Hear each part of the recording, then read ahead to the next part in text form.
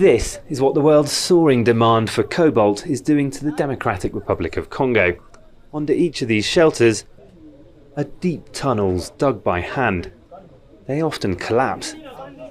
At the end of them are deposits of cobalt, of which Congo exported nearly $2 billion worth in 2019, and exports are growing fast. But the miners say they're being cheated. We're working very hard and digging very far to take this out, but we're getting almost nothing for it. The conditions are dangerous, but we're not paid for our level of sacrifice under the ground.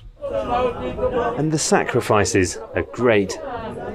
The miners working here say when they enter the shaft, it takes them 1.5 hours to climb all the way down and then through the narrow tunnels to reach the rock face where they're cutting out the cobalt. End of their shift, it takes them even longer to climb all the way back up, and it doesn't look safe at all. There are cracks in the sides of the earth and it's propped up with tree branches and thin timbers.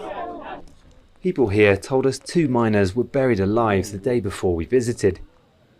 When they didn't come home from work, their wives came here to find out what happened. They're waiting for the bodies to be dug out.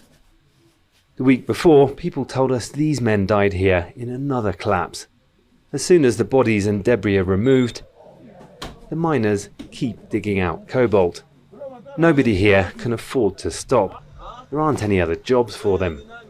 This is the end of a line of about 40 men that starts deep underground.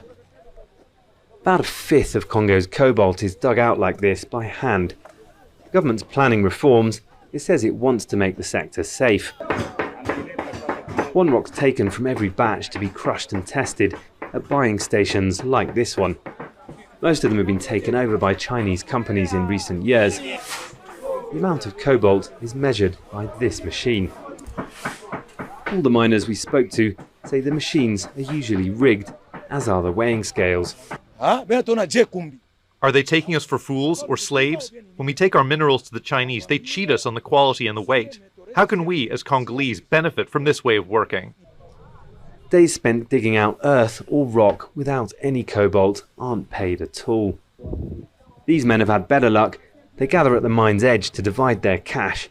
On the best days, they say they can make about $12 each, but usually it's less than half that. Much of the cobalt will go into the batteries of the world's latest electric cars. Here, it's pushed out of the pit on old bicycles. They risk it all to dig out one of the world's most sought-after minerals, but they only see a tiny fraction of its profits. Malcolm